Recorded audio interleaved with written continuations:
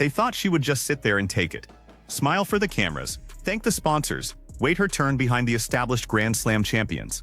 But on a crisp spring morning inside a fortress of luxury overlooking the Seine, a 20-year-old from Manila completely shattered the traditional blueprint of sports marketing. She did it without a single major trophy in her cabinet, signing a deal so massive it sent shockwaves directly through the offices of the Women's Tennis Association and left the entire sport scrambling to figure out what just happened. The date was May 22, 2026, and the location was the ultra-exclusive Louis Vuitton headquarters on Rue du Pont-Neuf in Paris.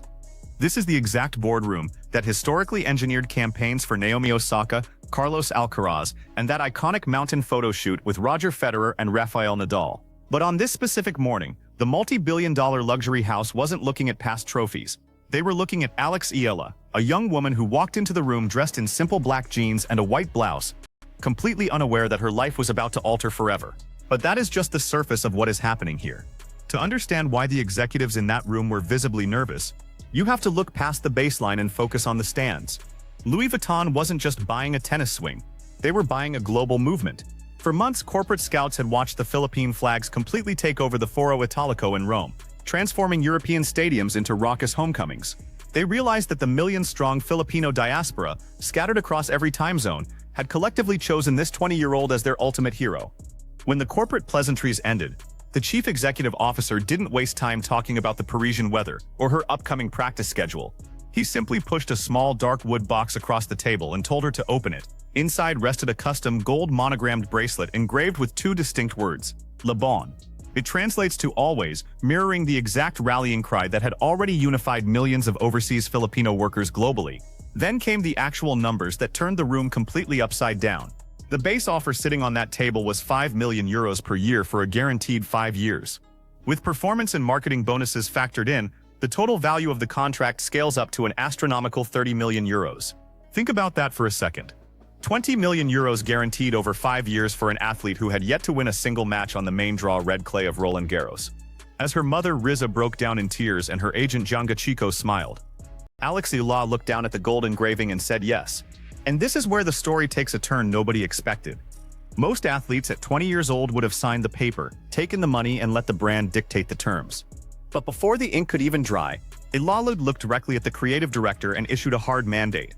She demanded that the Philippine flag could not be treated as a mere background prop.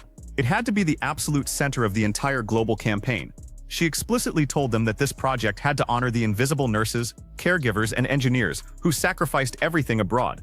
No athlete had ever walked into a high-fashion negotiation and dictated terms like that to a legacy French house.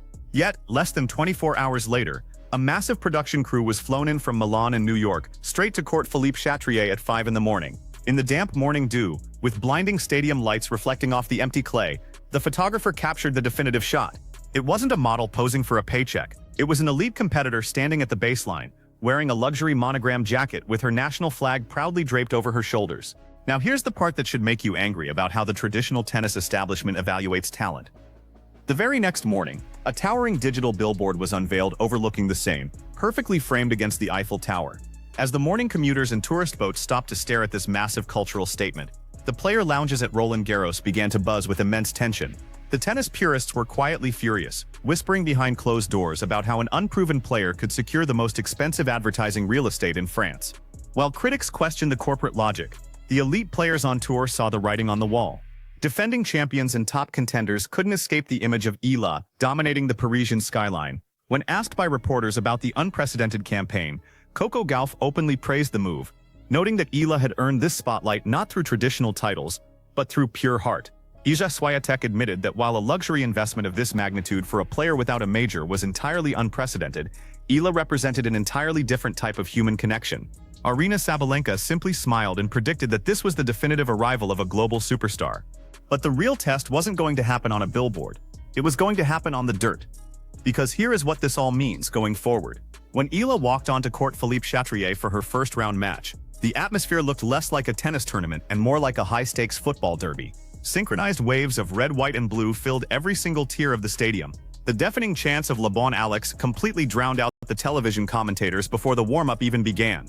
Her opponent was a battle-hardened veteran, ranked just outside the world top 20. A woman who had spent a decade facing legends like Serena Williams in front of hostile crowds. Yet the veteran looked around the stadium in absolute disbelief, because she had never experienced an environment this volatile. Early on, the immense weight of expectation pinned Eala to the baseline, causing her initial shots to land tentative and short. But as the crowd refused to quiet down, the young Filipino found her footing, breaking serve in the fourth game and capturing the opening set 6-4. The second set turned into an absolute dogfight, pushing both players to deuce after deuce, as the veteran refused to be intimidated by the roaring stadium. In those brutal, exhausting rallies, Eala later admitted she wasn't thinking about tactical patterns or corporate bonuses. She was looking at the stands, thinking about the working-class fans who spent money they didn't have just to buy a ticket to see her play. At 5-3, matching her opponent's power stroke for stroke, Eala unleashed a ferocious forehand winner clean down the line to seal the match. The stadium absolutely erupted as Eala fell directly to her knees in tears, her racket raised to the sky in pure relief. Up in the luxury corporate boxes, the Louis Vuitton executives looked at each other and realized their massive gamble had paid off perfectly. They hadn't just signed a tennis player, they had successfully anchored their brand to a living, breathing cultural movement. Even though she hadn't lifted the final trophy at the end of the second week, she fundamentally redefined what winning actually means on the grandest stage in sports. The commercial fallout from this single moment is already rewriting the rules of athlete endorsements. Within mere hours of the match concluding, the limited edition Le Bon gold bracelets completely sold out worldwide. The digital campaign has officially transformed from a high-fashion marketing launch into an absolute tourist destination in the middle of Paris. More importantly, it completely exposed the traditional sports marketing metrics as completely outdated, proving that deep cultural resonance is infinitely more valuable than raw tournament statistics. Think about the massive structural shift this creates for the next generation of athletes emerging from non-traditional sporting nations. For decades, players from smaller markets were told they had to assimilate, win multiple majors, and court Western media just to get a look from premium brands. Alex Eala completely flipped that script by forcing the most prestigious luxury house on the planet to accept her culture, her community, and her people entirely on her own terms. When the billboards eventually come down and the tour moves on to the next city, the legacy of what happened on the Parisian clay will remain permanently fixed. Eala openly stated that she didn't come to France to simply play a game. She came to make the invisible visible. She proved that true star power isn't measured solely by silver trophies, but by the undeniable ability to make an entire nation feel seen on the world stage. Now you have to ask yourself a bigger question about where the sport goes from here. As the next generation of young athletes looks up at those massive displays in Paris, the standard for what makes an athlete truly influential has officially changed forever. Did Louis Vuitton just create a dangerous precedent by rewarding cultural impact over Grand Slam titles? Or did they finally expose how out of touch the traditional tennis establishment really is? Head down to the comments and let me know your thoughts.